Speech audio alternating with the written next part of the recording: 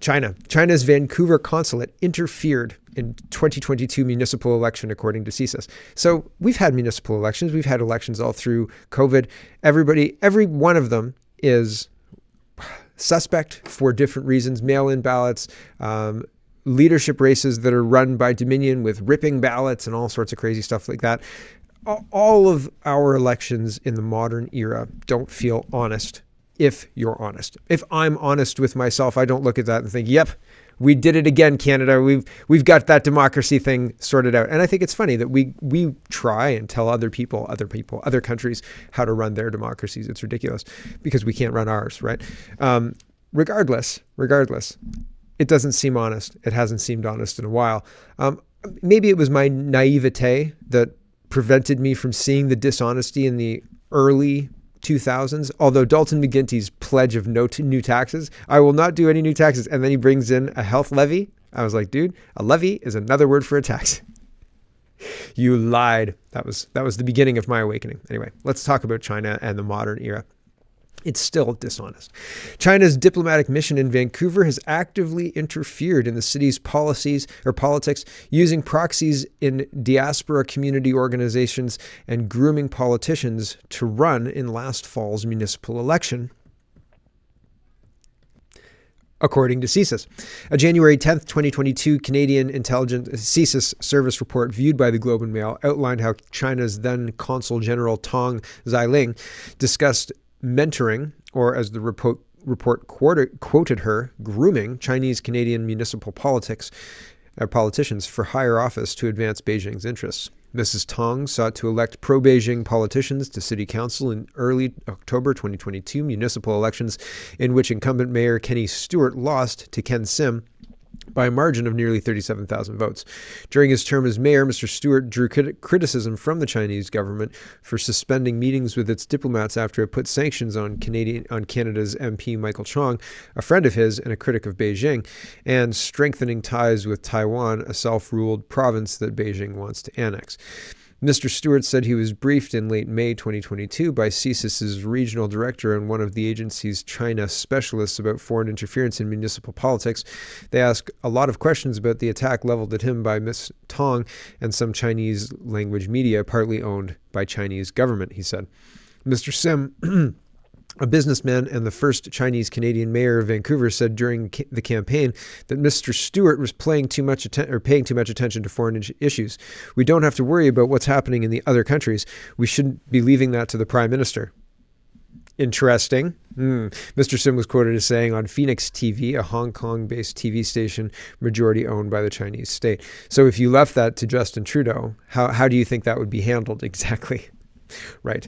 Some Chinese language media denounced Mr. Stewart as a Cold War mayor and accused him of spreading conspiracy theories to divide the Chinese community. People who are ethnically Chinese make up a fifth of the Metro Vancouver population, but views on immigration, China's role in the world, and how Ottawa should relate to Beijing are widely divergent across a community that spans a range of generations and places of origin. A former NDP MP who became mayor in 2018, Mr. Stewart told the Globe that he believes he was the target of a Chinese government interference in the municipal election. Mr. Stewart said that he had tense relations with Ms. Tong because of his pro-democracy position, opposition to the Chinese government's human rights violations, and support for Taiwan's independence. He would like to see Ottawa expand its inquiry into Beijing's interference in the 2019 and 2021 federal election to municipal and provincial politics as well. I think you'll be disappointed in the outcome of that investigation. The CSIS documents explain how in mid-November 2021, Ms. Tong talked about orchestrating the Chinese diaspora to help elect a new mayor and a favored city councillor. With regards to the 2022 City of Vancouver mayoral election, CC Tong stated that they need to do all they could to increase the ethnic voting percentage. They needed to get all eligible voters to come out and elect a specific Chinese-Canadian candidate, according to the document. CC Tong emphasized this work was necessary, as the candidate will rely on those votes, the document said. In parallel, CC Tong indicated that they needed someone within the Vancouver City Council. This document was marked as secret and shared with senior officials at Global Affairs, Public Safety, Communications Security Establishment, National Defence, Immigration, Refugees and Citizenship Canada, and the Privy Council Office, which reports directly to the Prime Minister, Justin Trudeau.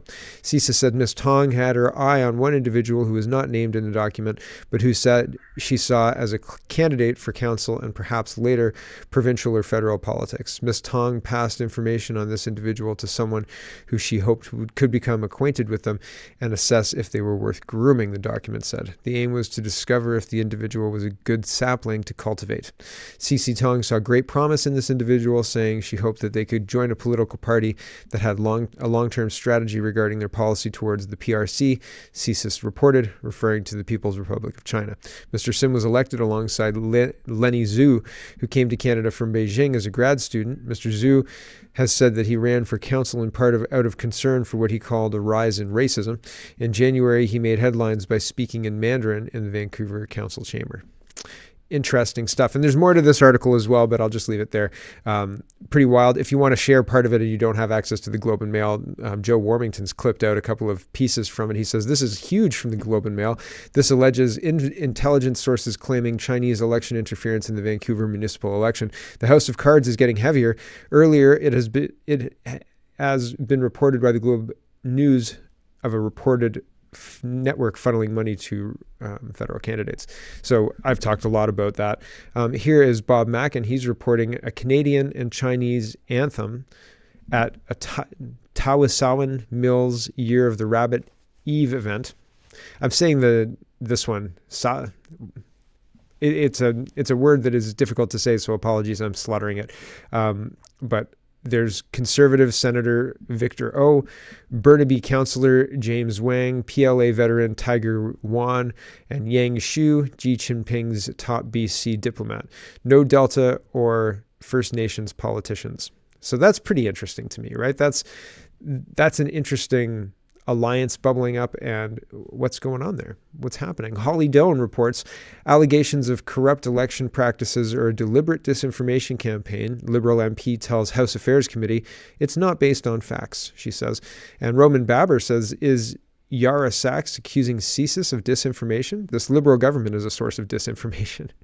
Yes, and that's weird, right? Don't you think that they're saying, hold on, the Globe and Mail is spreading disinformation. Everybody's disinformation. You can't trust anybody except for the government. Do you believe it? I don't believe it. I think that it's pretty wild.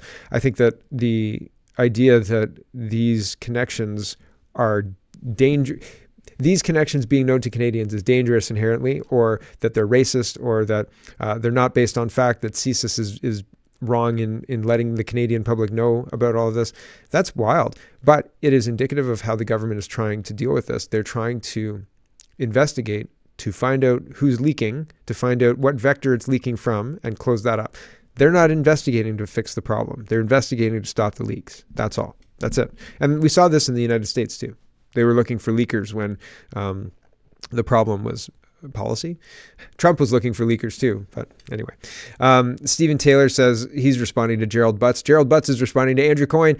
Coyne says, in all of Canada, the Prime Minister could not have found someone who is not a lifelong close family friend, a previous appointee of his, a member of the Trudeau Foundation, or a chair of the foundation that receives millions of dollars from Beijing. And Butts says, I used to think the Globe was above this sort of thing, not under its current leadership. It isn't. So, like you notice, I was off YouTube for a while. I'm still pretty much off YouTube, although I'm uploading a bit more. And yesterday, my video went kind of medium viral for me. So that's kind of cool. But I'm off YouTube. I'm canceled. YouTube claims that I was spreading misinformation about the vaccine, although nothing that I said was misinformation at all. All of it was accurate. They just didn't want me saying it. So that's fine. So they removed me from being able to do that. And now they're threatening. Basically, it's a soft threat. When Gerald Butts says, I used to think the Globe was above this sort of thing, not under this leadership, it isn't. That's threatening your business. Well, I mean, if your leadership is pro-Putin, or can't see obviously that David Johnston is the right pick for the special rapporteur, what a ridiculous joke, then you're not qualified to run this newspaper type deal. They're threatening you, right? And so it's very interesting to me how anybody who disagrees with them is spreading misinformation and needs to be canceled, right? Like you can't listen to that dangerous information because it's dangerous, because we said it is. Pierre Poilievre, He's not going to appoint his own special rapporteur, but I think I've got a video of top 10 reasons why he should appoint his own rapporteur. And I think I'm going to release that today just as an extra, because why not? Because I wrote it yesterday after thinking about it a little bit, because it makes perfect sense. He really should, because there's so many reasons. If I go into it now, you won't watch the other video. So I'll tell you in the other video. But Pierre Poilievre says, Justin Trudeau is named a family friend, old neighbor from the cottage, and member of the Beijing-funded Trudeau Foundation to be the independent rapporteur on Beijing's interference. Get real. Trudeau must end his cover-up. Call a public inquiry. The problem is, oftentimes, calling for Trudeau to do something different falls on deaf ears and doesn't actually result in any kind of action. They'll just run to the next crisis. If Poilievre appoints his own rapporteur to investigate Chinese interference in elections, he can host his own press conferences. He can release his own information. Our rapporteur is public. Our rapporteur posts weekly on our rapporteur blog. There's no rules for this, so write your own rules. It's crazy that he's not. There's an opportunity here, Mr. Poilievre. And when he does something that the Liberal government doesn't like, the Liberal government will say, you can't do that. The special rapporteur doesn't do that. And Poilievre can say, really? Wonderful. Where does it say that? Can you show me where it says what a special rapporteur does? Where does it say that in Canadian law? Let's talk about what a special rapporteur does. You can make your special rapporteur do anything, right? So this is a superpower. You could use it so well. It would be so much fun. I hope he does, but he's not going to. He's just going to say, you have to end this cover-up, Trudeau. A special rapporteur gives you power, right? It gives you leverage, because what's your rapporteur going to say, right? Because it doesn't matter now what Trudeau's rapporteur says. Nobody believes it anyway. You could have your own rapporteur. Appoint Pokeroo rapporteur. It would be funny as hell, right? Appoint your own rapporteur weekly, right? We've got a guest rapporteur. Oh, we can't do that with a rapporteur. What can we do with a rapporteur, Mr. Trudeau? Right? Come on, man. There's so much fun that could be had with this. Doing this the old way, saying Trudeau must do this, it's not going to work, because he's going to ignore it, because he can't ignore it. Here's all assets activated. Pokeroo is the rapporteur. That'd be fun. All assets activated. Eric, I don't know, I can't say his last name. K says he's an MP for Windsor area. And he's a parliamentary secretary as well. He says, I support the appointment of former Governor General David Johnston. He could have his MPs say, I support the appointment of Pokeroo as the rapporteur, because what Justin Trudeau is doing is wrong, and we need to get to the bottom of this farce. And Pokeroo is the right one to get to the bottom of this. And every single week you can have a new one. Holy smokeronis. Jagmeet Singh's just fine with this as well. I like how the question is framed. Sorry about the video. This is just somebody's kind of like TikTok video, I think it is. The thing you can do with phones these days is just unbelievable. Anyway, here's Jagmeet Singh answering a question about the special rapporteur. Here we go. Building on what you just spoke to about the integrity of David Johnston, I'm just wondering if you could comment on the Bloc and the Tories, noting that Johnston was referred to as a family friend by the Prime Minister in 2017. Mr. Blanchet says that he's close to Trudeau. It seems to be you're saying he's a man of integrity, and that what the opposition party is saying here doesn't actually follow. Well, what has become really clear is in this whole very serious matter of foreign interference, that the other opposition parties, and frankly the Liberals as well, have been more focused on scoring political points than really focused on solutions around protecting our democracy. And that's why we've been calling for an independent process. And while we still maintain we need a public inquiry to restore public confidence, to respond to the concerns that Canadians have, and to make sure that it's a public element so that people know what's going on, this transparency. I do, though, maintain that Mr. Johnston is someone of integrity. Someone has shown in his career that he is someone that is nonpartisan and trustworthy. And so I think that it is a positive step, his appointment. But I do want to make clear that I want to make sure that Mr. Johnston has a broad enough mandate to answer the fundamental questions that Canadians have. What did the Prime Minister know? When did he know it? And what did he do about it when it comes to foreign interference? And I still believe that Mr. Johnston has to launch a public inquiry to have that public and independent response that provides Canadians with confidence in our electoral system. It's a cover-up. It's a cover-up. There's no way this is not a cover-up. You don't appoint your family friend as the special rapporteur to get to the bottom of this. You appoint your family friend as special rapporteur to cover it all up. Mike says, leave it to Singh to back Trudeau every step of the way. NDP praises David Johnston as Tories block bemoan interference watchdog appointment. Yeah. Here is an interview with David Johnston that we should just be reminded of. Here's Ben Woodfine, and he says, I know I shouldn't be surprised by this, but the idea that Justin Trudeau actually thought he could and should appoint someone he obviously knows is a close family friend to a position where independence and perception is a paramount reality, it really does amaze me.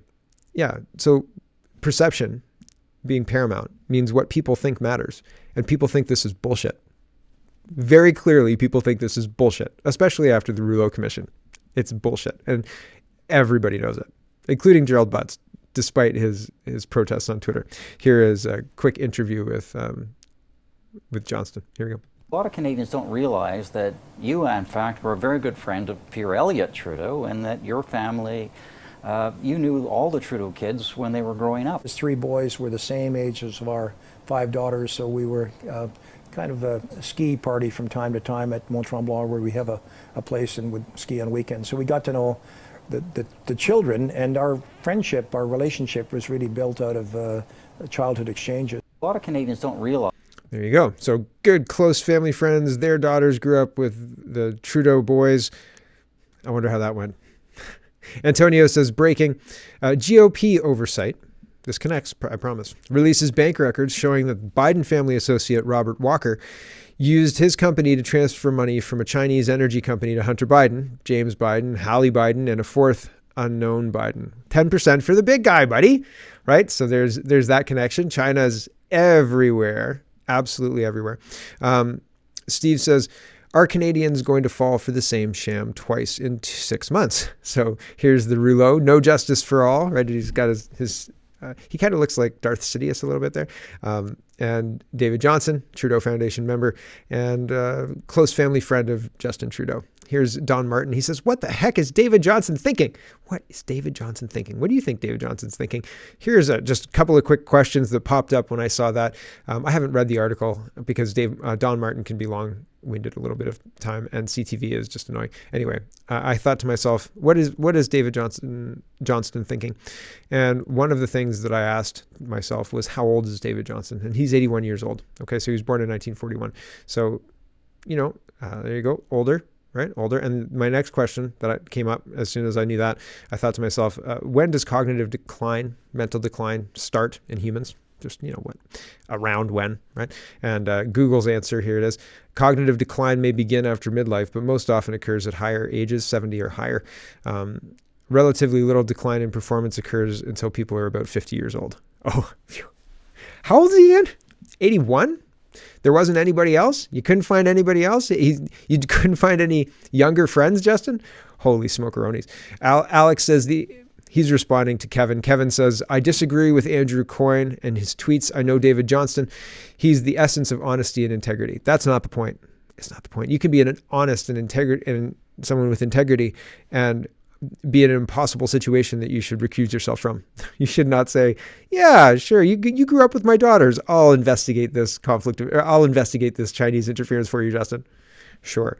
Alex says, the issue isn't with whether David Johnston can actually be honest and have integrity. The issue is if you want people to believe in impartiality, then the decision should be to Andrew Coyne's point about someone who is without strong ties to the Prime Minister. It was a bad decision. It is a bad decision. The whole thing is a ridiculous farce, and it needs to be made fun of mercilessly, absolutely mercilessly. Conservative leader Polyev says, Conservatives will force a House vote to have the Ethics Committee end the Liberal filibuster and force Trudeau's chief advisor to testify about Beijing's interference in Canada.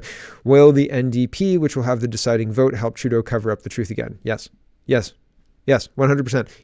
The only way to take control of this, so like, the Liberals are filibustering to prevent any information getting out about Telford.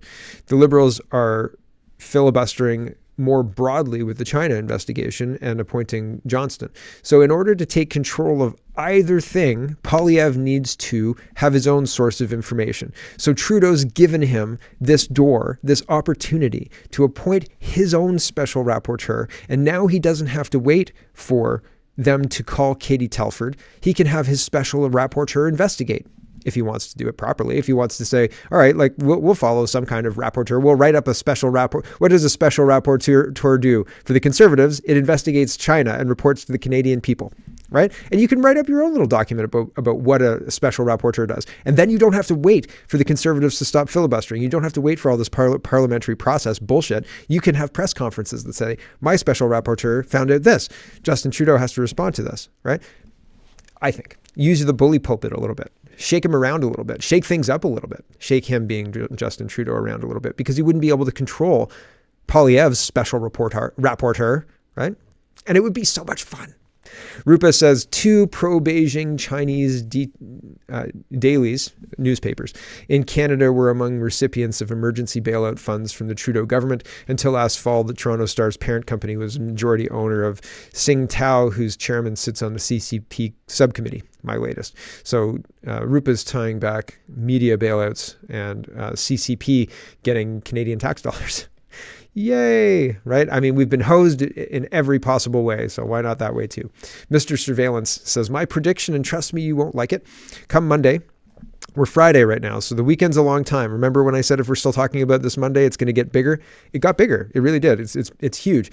It's to the point now where we might get a prorogation, which would have the effect of killing C11 on paper. So that's interesting.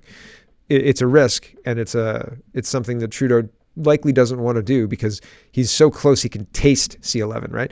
But it's gonna get scrapped if he prorogues. Anyway, this is the prediction. I don't think it's far off. It's plausible to me. Okay, Mr. Surveillance says, my prediction, you won't like it. Come Monday, the opposition parties will force a vote on an inquiry, which leaves Trudeau with 2 choices: call an election, unlikely. 2, prorogue Parliament, to delay, very likely. China laughs all the way to the bank. And this is what happened in 2020. Prime Minister Trudeau announced the prorogation of Parliament on August 18th.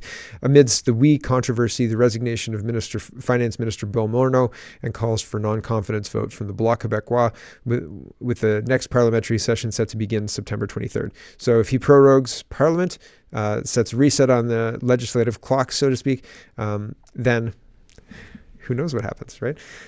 Who knows? They come back for a short summer session in June. It'll be wild. It'll be very, very interesting. I don't know what's happening. They seem to be campaigning, so an election's not totally out of the question, but as they said, unlikely. But maybe they seem to be very, very in charge of elections. They've got all that Chinese money, you see. They know how to win elections. You take all the money from China, you spend that on ads, and you call your opposition racist while you take a lot of money from China. So. Hello, everyone. Thanks for watching. Check out CanadaPoly.com or CanadaPoly2.locals.com for full episodes of Canada Poly Daily, looking at Canadian politics from a Canadian point of view. Thanks for watching, everyone, and have a wonderful, wonderful